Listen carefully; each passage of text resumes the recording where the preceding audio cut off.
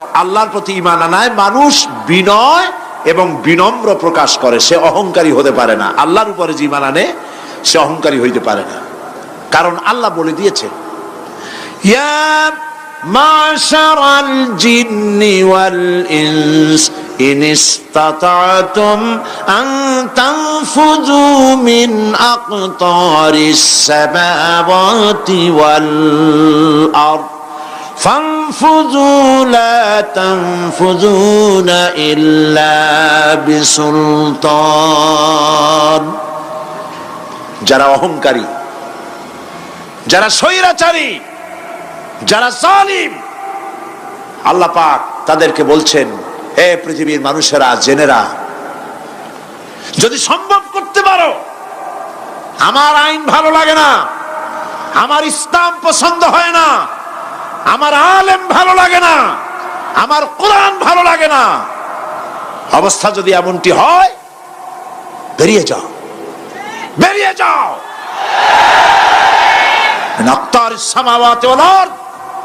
আমার সার্বভৌমত্বের ভেতর থেকে, আকাশের নিচের থেকে, জমিনের উপর থেকে বেরিয়ে যাও। ফানফুযু লা তানফুযু ইল্লা বিসুলতান। কোথায় যাব? পালাবার জায়গা নাই, বেরোতে পারবে না। আকাশ আর জমিন দিয়ে প্যাকেট করে রেখেছি, পালাবার জায়গা নাই। কোথায় যাইবা? জুলুমের হাত যত আছে করতে থাকো, আর আল্লাহ রাব্বুল আলামিন দেখতেছেন। সুতরাং ইমানদার ব্যক্তি, তার মধ্যে বিনয় আসে, বিনম্র হয়। সে পয়সা করে আসে বলে অহংকার করে না, কারণ আল্লাহ বলেছেন ওয়াল্লাহুল গানিয়্যু ওয়া আনতুমুল ফুকারা। আল্লাহ সাফ বলে দিয়েছেন, আল্লাহই হচ্ছেন কারো মুখাপেক্ষী নন, সম্পদশালী। আল্লাহর কোন সম্পদের অভাব নাই। ওয়া আনতুমুল ফুকারা, দুনিয়ায় তোমরা যা বাস করো সব ফকিরের গোষ্ঠী, কিচ্ছু নাই তোমাদের। তোমাদের যা দি খাইয়া শেষ করে ভালো, আর আমার কাছে যা আছে আমি শুধু দিতে থাকি, আর ভান্ড শুধু ভরাই থাকে, মোটেও খালি হয় না। সুবহানাল্লাহ। কাজী মোমেন বান্দা সে অর্থ এবং বিত্তের অহংকার করে না, বিদ্যার অহংকার করে না। অর্থ বিত্ত কত আছে তোমার, কয় টাকার মালিক? আল্লাহ যদি ইচ্ছে করেন, ব্রেনের ভিতরে যদি টিউমার ঢুকায় দেন, ব্রেনের একটা নার্ভ আর একটা নার্ভের সাথে জড়ায় দিবেন, জায়গা হবে কোথায়? হেমায়তপুর। হেমায়তপুর কোথায়? কাছেই, পাবনা। সুতরাং আল্লাহ পাক ইচ্ছে করলে এটা করে দিতে পারেন, পারেন না? খুব করতে পারেন। হার্টের ভেতরে ক্যান্সার দিয়ে দিতে পারেন। 14 গোষ্ঠী বিক্রি করলো, ডাক্তারের পয়সা হবে না, পারেন না আল্লাহ পাক? পারেন কিনা? পারেন। সেই জন্য যত বড় ধনী হোক, পয়সার মালিক হোক, আল্লাহর উপর ঈমান আনলে পরে যে গুণটা হয়, সে অহংকারী হয় না, বিনয়ী হয়। আল্লাহ রাব্বুল আলামিন কোরআনে কারীমের ভিতরে বলে দিয়েছেন লিল্লাহি মা ফিস সামাওয়াতি ওয়া মা ফিল আরদ। যারা সামান্য একটু রাজত্ব পাইয়া, ছোট্ট ছোট্ট একটা দেশের প্রেসিডেন্ট, প্রধানমন্ত্রী, কি হনুরে, এরকম একটা ভাব। আর্মি হাতে, বিডিআর হাতে, পুলিশ হাতে, যা খুশি তাই করি না। আল্লাহ পাক বলছেন লিল্লাহি মা ফিস সামাওয়াতি ওয়া মা ফিল আরদ। আকাশ আর জমিনের একচ্ছত্র মালিকানা কার? চিল্লায় বলুন, আল্লাহ পাকের। সুতরাং তুমি মাতবারি করিয়া কদ্দূর পারবা? বেশি দূর যেতে পারবে না। গ্রামে গোয়াল আছে, গরু রাখে যে জায়গায়, ওই জায়গাটার নাম কি? গোয়াল। গভীর রাত্রে গরুর মালিক শুনতে পাচ্ছে গোয়াল ঘরে খুব শব্দ হচ্ছে। রাখালকে ডেকে বলছে, দেখতো কি কিসের শব্দ? কয় যে দেখে এসে জবাব দিচ্ছে যে গোয়ালে যে 60টার শিং মোটা, তার গুতার চোটে ওই গোয়ালের মধ্যে যত গরু আছে কেউ টিকতে পারতেছে না, খালি গুতাইতেছে সমানে। মালিক কয় যে দীর্ঘদিন থেকে দেখতেছি এটার গুতার চোটে সমস্ত গরুগুলি অস্থির হয়ে যাচ্ছে, যা একটা মোটা দড়ি দিয়া, খাট্ট একটা দড়ি দিয়া খুঁটির সাথে জড়ায় বাঁধতে রাখ গলাটারে। মোটা একটা দড়ি দিয়া গলার সাথে খুঁটির সাথে যদি বান্ধা দেয়, এরপরে খালি ফোঁস করতে পারবে, গুতাইতে আর পারবে না। ঠিক অনুরূপ ভাবে কোন জনপদ থেকে, কোন দেশ থেকে যখন দেশের মানুষেরা, যখন দেশের নিরস্ত্র মানুষেরা, গরিব মানুষেরা যখন আল্লাহর দরবারে গভীর রাত্রে ফরিয়াদ তোলে, আল্লাহ জুলুমে অত্যাচারে জর্জরিত হয়ে গেলাম, মার খেতে খেতে শেষ হয়ে গেলাম, অত্যাচারে অত্যাচারিত হচ্ছি, চিৎকার বাড়তে থাকে, আল্লাহ পাক তখন তার নজর দিয়ে দেখেন। আল্লাহ তো দেখতেই থাকেন সব সময়ের জন্য। আল্লাহ পাক কার কারণে এগুলি হচ্ছে, আল্লাহ পাক টের পান। শিং কারো কারো মোটা হয়েছে, আজরাইলকে পাঠায় দেন, যাও খাটো দড়ি দিয়ে বান্ধে থো। খাটো দড়ি কোনটা বুঝছেন? 3 হাত, 3 হাত কবর কোনটা? খাটো দড়ি দিয়ে বান্ধে থো। সুতরাং কত বড় বড় রাজা বাদশাহ ক্ষমতা এলো, মানুষের উপরে জুলুম করলো, আল্লাহ পাক তার ইন্তেকাম নিয়েছেন। সেই আল্লাহ এখন আর নাই, নাউজুবিল্লাহ। সে আল্লাহ আছেন কিনা? পূর্ণ শক্তিতে বহাল কিনা? হুয়াল হাইয়ুল কাইয়্যুম। এমন অবস্থা নয় যে বাংলাদেশে কি হচ্ছে আর আল্লাহ টের পাচ্ছেন না। কি বলেন? আল্লাহ রাব্বুল আলামিন বলেন, লা তাখুযুহু সিনাতুন ওয়ালা নাওম। ঘুম নাই, তন্দ্রা নাই। কার? ঘুমানো না, তন্দ্রাও জান না। তন্দ্রা কারে কয়? জি, ঝিমটি, জিমানি, যাই বলেন আপনারা বুঝে নিয়ে। ওই যে বসে বসে এরকম করে, আল্লাহ ওরকমও করেন না। ঘুমো নাই, তন্দ্রাও নাই। হযরত মুসা আলাইহিস সালাম বলছিলেন যে আল্লাহ তুমি নাকি ঘুমাও না। মুসা আলাইহিস সালাম তো খুব আদরের নবী, আল্লাহ পাকের খুব আদরের নবী, দারুণ আদর। আল্লাহ পাক বলছেন, মুসা আমি তোমারে আমার জন্য বানাইছি। সুবহানাল্লাহ। কোরআন শরীফে আছে, আল্লাহ পাক বলছেন, মুসা আমি তোমারে আমার জন্য বানাইছি। তোমাকে যখন তোমার মা দরিয়ায় ভাসায় দিয়েছিল, আমি তোমার বাক্সর দিকে তাকাইছিলাম। সুবহানাল্লাহ। আল্লাহ যদি বলেন আমি তাকাইছিলাম, সুবহানাল্লাহ। তোমারে আমার জন্য বানাইছি। সুতরাং হযরত মুসা আলাইহিস সালাম তিনি বলছেন আল্লাহ পাককে খুব আদরের নবী, তো আল্লাহ তুমি নাকি ঘুমাও না। আল্লাহ কয় তুমি বিশ্বাস করো না? হযরত মুসা আলাইহিস সালাম বললেন, আল্লাহ অবশ্যই বিশ্বাস করি, তবে বুঝি না বিষয়টা কি, বুঝি না কেমনে না ঘুমাই পারে, বুঝি না। আল্লাহ আচ্ছা ঠিক আছে, তুমি যখন বিশ্বাস করছো তখন আর অসুবিধা নেই, বিশ্বাস না করলে মুসিবত ছিল। পয়গম্বর মানুষ, তাকে তো বলতেই হবে বিশ্বাস করি, তবে বুঝি না। আল্লাহ কয় ঠিক আছে, বিশ্বাস যখন করো আমি বুঝাই দেবো। নিয়ে আসো 1 গ্লাস পানি। 1 গ্লাস পানি নিয়ে আসলেন, দাঁড়ায় থাকো। মুসা আলাইহিস সালামকে আল্লাহ বললেন পানি নিয়ে দাঁড়ায় থাকো, আর ঘুমের আল্লাহ করলেন মুসারে ধর। মুসা আলাইহিস সালামের ঘুম এসে গেল। ঘুমের আমেজে হাতটা শিথিল হয়ে গ্লাসটা পড়ে ভেঙে চুরমার হয়ে গেল। হযরত মুসা আলাইহিস সালাম ভয় পেয়ে গেলেন। আল্লাহ পাক শোনায় দিলেন, ভয়ের কোনো কারণ নাই, একটা পরীক্ষার জন্যই দিলাম, তোমার বোঝার জন্যই দিলাম। তুমি যেমন 1 গ্লাস পানি নিয়ে, একটা গ্লাস নিয়ে 1 মুহূর্ত দাঁড়াতে পারলে না, ঘুম আসলো আর হাত থেকে পড়ে গ্লাসটা ভেঙে গেল। মুসারে তুমি বুঝে নাও, তুমি জেনে রাখো, তাম সৃষ্টি জগৎ তোমার আল্লাহ, আল্লাহ রব্বুল আলামিনের হাতের মুঠার মধ্যে রয়েছে। আল্লাহ রব্বুল আলামিন যদি ঘুমায় যান, এই পৃথিবীর আকাশ এবং জমিনের সব ট্রাফিক কন্ট্রোল আল্লাহ পাক নিজেই করেন। যদি তিনি ঘুমায় যান, সব শেষ হয়ে যায়। বাংলাদেশে কি হচ্ছে, পৃথিবীর কোথায় কি হচ্ছে তা আল্লাহ দেখছেন না? চিল্লায় বলো, দেখছেন না? সে আল্লাহ রাব্বুল আলামিন তিনি পরিষ্কার করে বলছেন, যারা নাকি মুমিন বান্দা তারা অহংকারী হয় না, ক্ষমতায় থাকুক ক্ষমতায় না থাকুক, কোন কোন অবস্থাতেই অহংকারী হতে পারে না। আল্লাহ পাক শোনায় দিয়েছেন যারা অহংকার করে তাদেরকে পরিষ্কার করে বলেছেন, ওয়ালা তামশি ফিল আরদি মারহান ইন্নাকা লান তাখরিকাল আরদা ওয়া লান তাবলুগাল জিবালা তুলা। ওয়ালা তামশি ফিল আরদি মারহান, খবরদার আমার জমিনের উপরে অহংকারের পদে বড় হেঁটো না। দেখছেন না কত আছে অহংকার করে হাঁটে, জমিনের উপরে জুতা পায়ে দিয়ে মচ মচ করে হাঁটতে থাকে।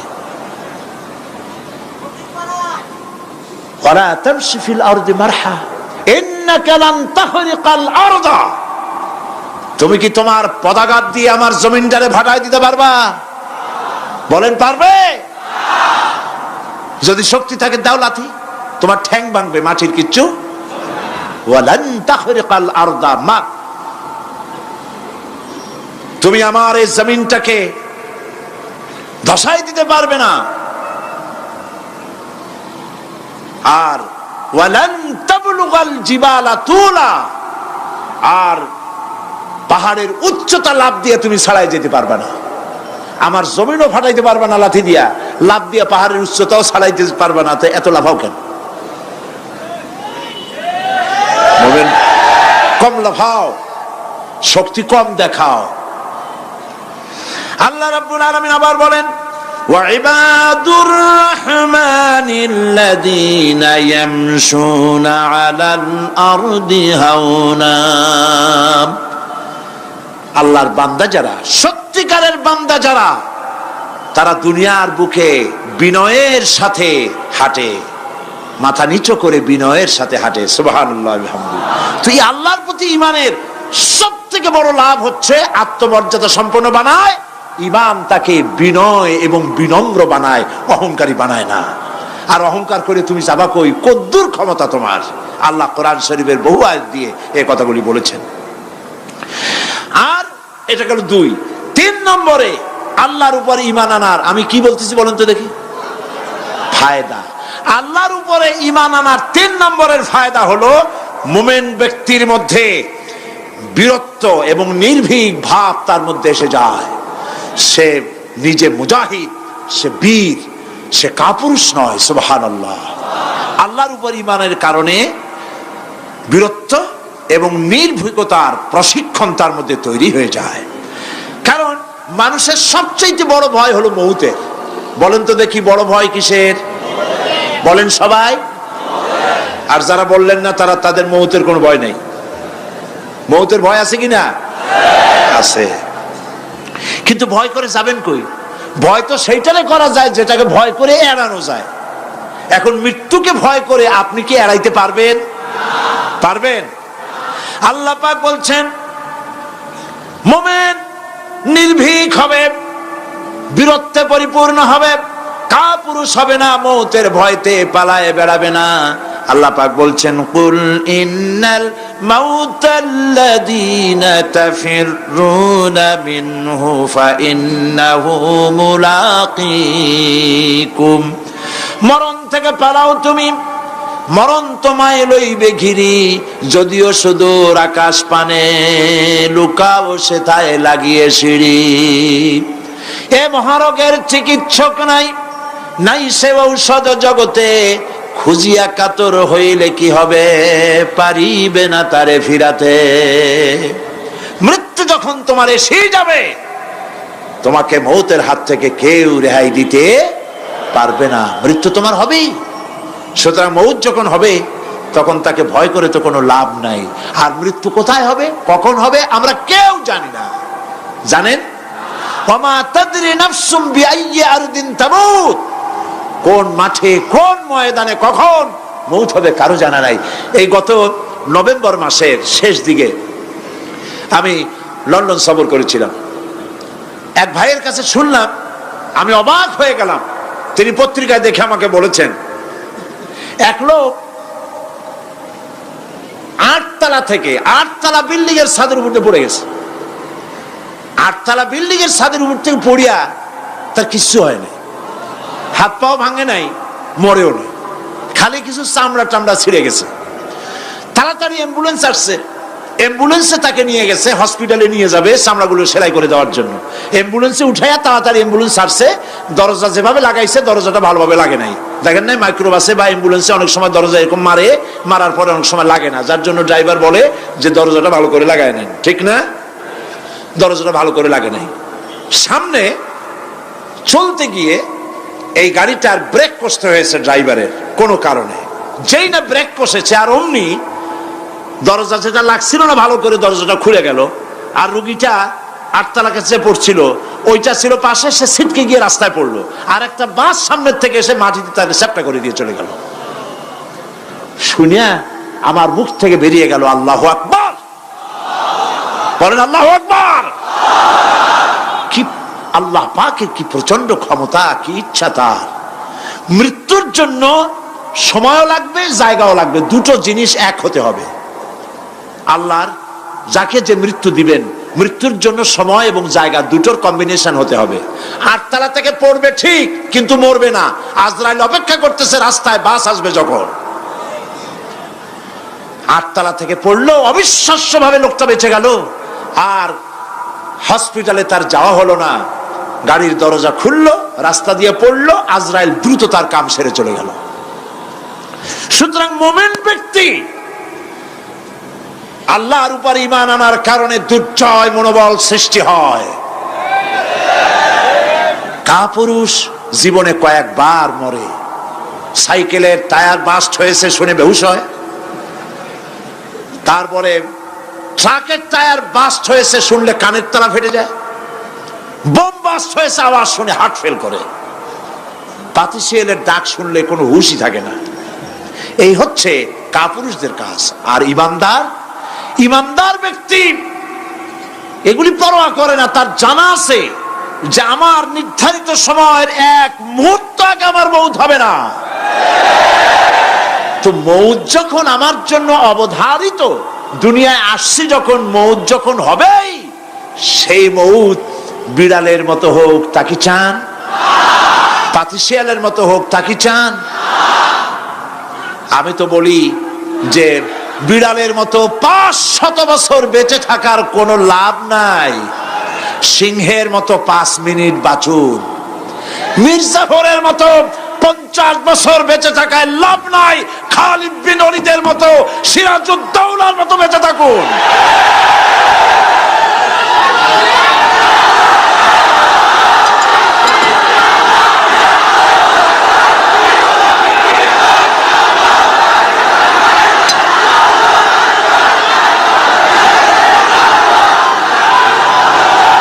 বসেন, আপনারা যদি দাঁড়ায় যান তাহলে আমি করব কি? বসেন বসেন। সেই জন্য এই ক্ষণস্থায়ী জীবনকে কেন সেই অনন্ত সুখময় জীবনের জন্য উৎসর্গ করে দেব না, যা আল্লাহর কাছে পাওয়া যাবে কিয়ামতের দিন। দেখেন, মৃত্যু হওয়া উচিত মুসলমানদের, শাহাদাতের মৌত হওয়া উচিত। কি মৌত হওয়া উচিত? আল্লাহকে আজকে প্রাণ খুলে বলি, আল্লাহ জীবন তো নিবাই, সুতরাং জীবন যখন নিবা, মৌতটা শাহাদাতের মৌত তুমি আমাদের দান করে দিও। কাপুরুষের মতো মরতে চাই না, শাহাদাতের মৌত চাই। সুবহানাল্লাহ বলেন, আমিন বলেন। মুমিন ব্যক্তি তার বড় ফায়দা, সে সাহসী হয়। সুবহানাল্লাহ বলেন। দেখেন, বুখারী শরীফের হাদিস,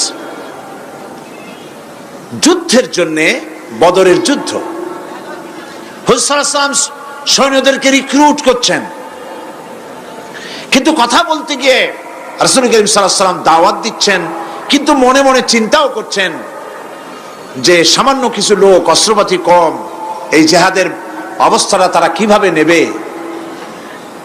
একজন যুবক সাহাবী দাঁড়ায় গেলেন, তার নাম মিকদাদ রাদিয়াল্লাহু তাআলা আনহু।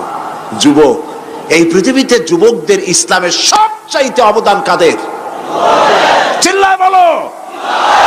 যুবকদের অবদান সবচাইতে বেশি।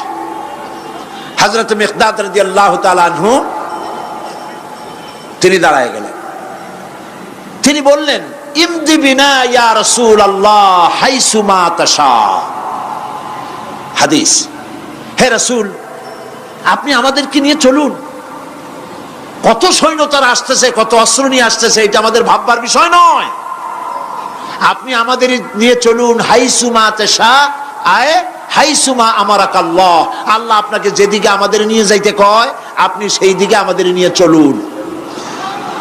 ইন্না লা নাকুলু লাকা কামা ক্বালা বনু ইসরাঈল লিমূসা আলাইহিস সালাম ইযহাব আনতা ওয়া রাব্বুকা ফাকাতিলা ইন্না হাহুনা কায়িদুন।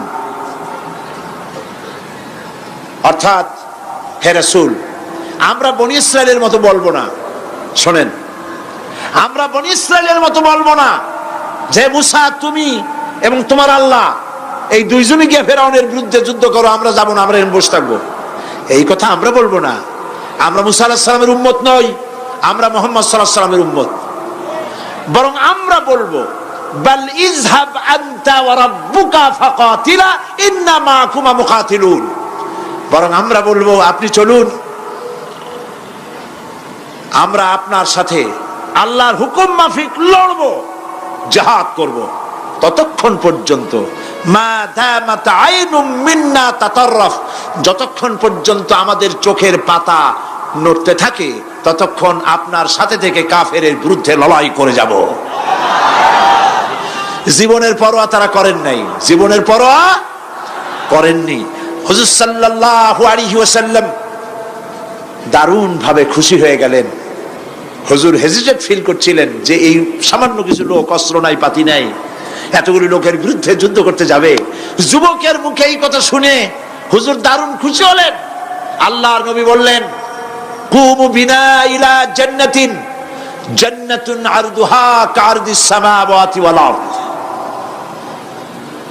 ও সাহাবীরা, তোমাদের মনোভাব যখন এই, তোমাদের মানসিকতা যখন এই, চলো আমার সাথে বেহেশতের দিকে, সেই জান্নাতের দিকে যেই জান্নাত আল্লাহর আকাশ আর জমিনের চাইতে অনেক প্রশস্ত। চলো আমার সাথে বেহেশতে, সুবহানাল্লাহ, চলো আমার সাথে জান্নাতে। ফাকামা উমাইর বিন হামাম ওয়া কানা ইয়াকুলু তামার। হযরত উমাইর নামক একজন যুবক দাঁড়ায় গেলেন এবং তিনি হাতে কতগুলি খরমা ছিল, সেই খরমাগুলি তিনি চিবোচ্ছিলেন। রাসূলুল্লাহর বক্তৃতা শুনতেছিলেন আর খরমা চাবাচ্ছিলেন। খরমা চাবান, বিচিগুলি ফেলে দেন, এভাবে করতেছেন, হাতে কতগুলো খরমা। হযরতে উমাইর বলছেন ওয়াকালা বাখ বাখ, অর্থাৎ আয় আযমাহু আয় আহসানাহু, হে রাসূল আপনি কি সুন্দর কথা বললেন। আপনার সাথে লড়াই করতে যাব কাফেরদের বিরুদ্ধে, সেই লড়াই করলে এমন বেহেশত পাবো যে বেহেশত হবে আকাশ আর জমিনের চাইতেও প্রশস্ত। তাহলে ওয়াল্লাহি হাত্তা আকুলাহুন্না ইন্নাহা লাহায়াতুন তাবিলা, তাহলে আমার হাতে যে খরমাগুলি আছে এই সমস্ত খরমাগুলি খেতে গেলে কিন্তু অনেক সময় লেগে যাবে। এত সময় বেহেশতে যাওয়ার জন্য আমি তো তর সহ্য করতে পারবো না। ফারামাবিহিন্না, হাতের সব খরমা ভালাই দিলেন, যুদ্ধে ঝাঁপায় পড়লেন। অনেকক্ষণ কাফেরদের বিরুদ্ধে লড়াই করে হযরত উমাইর শাহাদাত বরণ করলেন। রাসূলুল্লাহ তার লাশের কাছে গিয়ে আঙ্গুল দিয়ে ইশারা করে বললেন ইন্নাকা মিন আহলিহা। উমাইর, তুমি যেই বেহেশতে যাওয়ার জন্য খরমাগুলি খাওয়ার সময় পাচ্ছিলে না, তাড়াতাড়ি করে খরমাগুলি হাত দিয়ে ফেলে দিয়েছিলে, আমি আল্লাহর রাসূল, আমি সাক্ষ্য দিচ্ছি অবশ্যই আল্লাহর সেই জান্নাত তোমার জন্য অবধারিত। মুমিন ব্যক্তি সে কখনো মৃত্যুর ভয়ে উদ্দেশ্য হাসিল থেকে চুপ করে বসে থাকে না। সে ভয় করে কেবলমাত্র কাকে? সে মৃত্যুর ভয়, মৃত্যু হবেই এবং আমার জন্যে বিশ্বাস রাখতে হবে। আমার জন্যে যদি কোনো বুলেট এর উপরে আমার নাম লেখা থাকে, পৃথিবীর সমস্ত মানুষ আমাকে পাহারা দিয়ে সেই বুলেট থেকে আমাকে রক্ষা করতে পারবে না। আর যদি কোনো বুলেটে আমার নাম লেখা না থাকে, সারা পৃথিবীর সমস্ত মানুষ বৃষ্টির মতো গুলিবর্ষণ করলেও একটি গুলিও আমাকে বিদ্ধ করতে পারবে না। এটার নাম হলো ঈমান। এটার নাম কি? এই ঈমান পেলাম কোথায়? কোথায় পেলাম? কোরআন শরীফে। কোথায় পেয়েছি? আল্লাহ রাব্বুল আলামিন বলেন ওয়ামা হুম বিদরিনা বিহি মিন আহাদিন ইল্লা বিইজনিল্লাহ। একথা সুস্পষ্ট, আল্লাহর অনুমতি ব্যতিরেকে বান্দার কোনো ক্ষতি সাধন কেউ করতে পারে না। জোরে বলেন সুবহানাল্লাহ। কেউ কারো কোনো ক্ষতি করতে পারবে না। যেটা ক্ষতি যদি কিছু থাকে কিসমতে, ওটা তো মুকদ্দার ছিল, তকদির ছিল, সেটাই হবে, এর বাইরে কিছুই হবে না। সুতরাং মুমিন ব্যক্তি সে সাহসী হবে, সে কখনো চিন্তা করবে না মৃত্যুর ভয়ের। উদ্দেশ্য হাসিলের জন্য হয় শরীরের পতন, না হয় মন্ত্রের সাধন, ডু অর ডাই। সে আল্লাহর জন্য তার জীবন দিতে প্রস্তুত থাকবে। কারণ আল্লাহ রাব্বুল আলামিন বলেছেন, ইন্নাল্লাহা আশতারা মিনাল মুমিনিনা আনফুসাহুম ওয়া আমওয়ালাহুম বিআন্না লাহুমুল জান্নাহ। আল্লাহ পাক বলেন, আমি আমার মুমিনের জান আর মালকে আমি খরিদ করে নিয়েছি, বিনিময়ে আমার বান্দাকে আমার জান্নাত দান করে দিয়েছি। জোরে কোন সুবহানাল্লাহ। মুমিনের জান আর মালকে নিয়েছেন, বিনিময়ে কি দিবেন? জান্নাত দান করে দিবেন। এটা হলো মুমিনদের আল্লাহর প্রতি ঈমান আনার জন্য 3 নম্বরের কোয়ালিটি। 4th নম্বরে আল্লাহর উপর ঈমান আনলে 4 নম্বরের যে ফায়দাটা, সে ফায়দা হচ্ছে আশাবাদ এবং মানসিক প্রশান্তি। আল্লাহর প্রতি একটা নির্ভরতা এবং আশার সৃষ্টি হয়ে যায়, সে কখনো নিরাশ হয় না। কারণ একটা মানুষ পাপ করলো, চুরি করেছে, ডাকাতি করেছে, জেনা করেছে, হত্যা করেছে, শয়তানি করেছে, বদমাশি করেছে, সব করেছে। এখন শয়তান তাকে ওয়াসওয়াসা দিতে পারে। সেই জন্য আল্লাহ রাব্বুল আলামিন বলেছেন, লা তাকনাতু মির রাহমাতিল্লাহ, বান্দারে আমার রহমত থেকে নিরাশ হয়ে যেও না। আল্লাহর রহমত, বান্দা তোমার গুনাহ কতটুকু? তোমার গুনাহ যদি হয় পাহাড় সমান, আমার রহমত আকাশ সমান। তোমার গুনাহ যদি হয়ে যায় আকাশ সমান, তাহলে আমার রহমত তো আমার আরশে আজিমকে ছাড়ায় গেছে। সুবহানাল্লাহ, সুবহানাল্লাহ বলুন। সুতরাং মুমিন বান্দার এই আশা থাকে। গুনাহ মানুষে করেই, গুনাহ করা স্বাভাবিক। আল্লাহ পাক বলেছেন, যে ব্যক্তি গুনাহ করে আর এরপরে আমার কাছে মাফ চায়, আমি তাকে ক্ষমা করে দেই, মাফ করে দিই। সুবহানাল্লাহ। সুতরাং ইমানদার লোকদের আশা হয়, দুরারোগ্য ব্যাধি তাকে ধরেছে, সে হতাশ হবে না। মরে যাওয়ার জন্য প্রতীক্ষায় সে সময় গুনবে না, বরং তার মনের মধ্যে আশার সঞ্চার হবে, আমার রোগ আল্লাহ ভালো করে দিতে পারেন। পারেন না? আমাদের জাতির পিতা কি নাম কি? হযরত ইব্রাহিম আলাইহিস সালাম। কোরআন শরীফের ভিতরে তার কথা আল্লাহ পাক কোট করে দিয়েছেন। আমাদের জাতির পিতা হযরত ইব্রাহিম আলাইহিস সালাম বলেছেন, আল্লাযী খালাকানি ফাহুয়া ইয়াহদিন। আল্লাহ তিনি আমাকে সৃষ্টি করেছেন, তিনি আমাকে রাস্তা দেখান। ওয়াল্লাযী হুয়া ইউতঈমুনি ওয়া ইয়াসকিন। আর আমি যখন ক্ষুধার্ত হই তিনি আমাকে খাওয়ান, যখন তৃষ্ণার্ত হই তিনি আমাকে পান করান। ওয়া ইযা মারিতু ফাহুয়া ইয়াশফিন।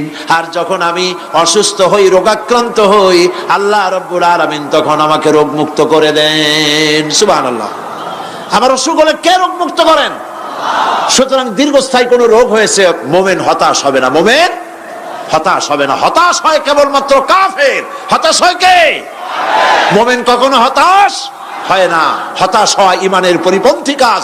আল্লাহ পাক বলেছেন, লা তাকনাতু মির রাহমাতিল্লাহ, আমার রহমত থেকে মায়ুস হয়ো না। দেখেন হযরত আইয়ুব আলাইহিস সালামের কত বড় রোগ হয়েছে, শরীর পোকায় ধরেছে, জর্জরিত হয়েছে, দুর্গন্ধ হয়েছে, গ্রামের লোকেরা তাকে বের করে দিয়েছে, স্ত্রী পুত্র পরিজন সব চলে গিয়েছে। এমনকি জিহ্বায় যখন পোকা ধরল, হযরত আইয়ুব আলাইহিস সালাম আল্লাহ রাব্বুল আলামিনের দরবারে ফরিয়াদ করলেন, আন্নী মাসানিয়াদ-দুররু ওয়া আনতা আরহামুর রাহিমিন। আয় আল্লাহ, আমি অসুস্থ হয়ে পড়েছি, আমি রোগাক্রান্ত হয়েছি, আর তোমার নাম রহমান রহিম, তুমি আমাকে রোগ মুক্ত করো। হযরত আইয়ুব আলাইহিস সালাম আল্লাহর দরবারে ফরিয়াদ করলেন, রব্বুল আলামিন সারা শরীরে পোকায় জর্জরিত হয়ে গেছে, এখন আমার জিহ্বায় পোকা ধরেছে, মাবুদ গো আমি তোমার কাছে ফরিয়াদ করি আমার জিহ্বায় পোকা দিও না, কারণ জিহ্বাটাও যদি নষ্ট হয়ে যায় তাহলে তোমার মতো আল্লাহর জিকির আমি কি দিয়া করব। হযরত আইয়ুব আলাইহিস সালাম আল্লাহ পাকের কাছে যখন এ ধরনের ফরিয়াদ জানালেন, রব্বুল আলামিন তাকে তার রোগ মুক্ত করে দিলেন, তার স্ত্রী পুত্র সব আল্লাহ রব্বুল আলামিন ফিরাইয়া দিলেন। সুবহানাল্লাহ। সুতরাং মুমিন ব্যক্তি, কোরআন শরীফে সব আছে, কোরআনের মতো শ্রেষ্ঠ ওয়াজের কিতাব পৃথিবীতে আর শুধু বোঝার দরকার। বিপদে যত বড় বিপদ আসুক, কোন বিপদে মুমিন ধৈর্য হারাবে না। হযরত ইয়াকুব আলাইহিস সালামের ছেলে ইউসুফ আলাইহিস সালামকে যখন তিনি হারায় ফেললেন, তিনি অধৈর্য হয়ে গেছিলেন নাকি? অধৈর্য হন নাই। কারণ আমি আমার বক্তৃতার সূচনায় বলেছি, আমরা কল্যাণ বুঝি না, অকল্যাণও বুঝি না। কোন বিপদ আসতে পরে আমরা হয়রান হয়ে যাই, কিন্তু বিপদের মধ্যে কল্যাণ আছে আমরা তা বুঝতে পারি না। কথা বুঝে আসছে?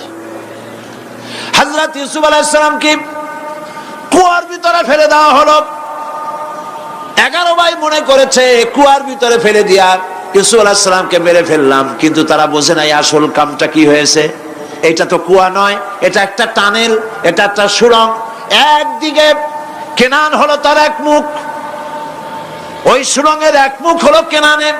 কেনান ইউসুফ আলাইহিস সালামকে ফেলে দেওয়া হলো কুয়ার ভিতরে মারার জন্যে, কিন্তু আল্লাহ পাকের ইচ্ছা ইউসুফ আলাইহিস সালাম মরবে না। এই টানেলের অপর প্রান্ত মিশরের সিংহাসনের টানেলের এপার দিয়া ইউসুফ আলাইহিস সালামকে ঢুকালেন, অপর প্রান্তে মিশরের সিংহাসনে ইউসুফকে আল্লাহ বসায়া দিলেন। হযরত ইয়াকুব ছেলের জন্য অধৈর্য হলেন না। যখন তিনি খবর পেলেন ছেলে বাঘে খেয়ে ফেলেছে, তিনি তখন বলেছেন, ফাসাবুরুন জামিলুন আসাল্লাহু আইয়াতিয়ানি বিহিম জামিআ ইন্নাহু হুয়াল আলিমুল হাকীম। ফাসাবরুন জামিল, আমি উত্তম ভাবে ধৈর্য ধারণ করলাম, এবং আমি বিশ্বাস করি আল্লাহ রাব্বুল আলামিন আমার হারানো সবকিছু আমাকে ফিরাই দিবেন। বহু বছর পর যখন হযরত ইউসুফ আলাইহিস সালাম প্রেসিডেন্ট হয়েছেন মিশরের, 11 ভাই গেল সেখানে সাহায্য আনার জন্য। সেই ঘটনা তো শোনাবো না, এমনি বলে যাচ্ছি।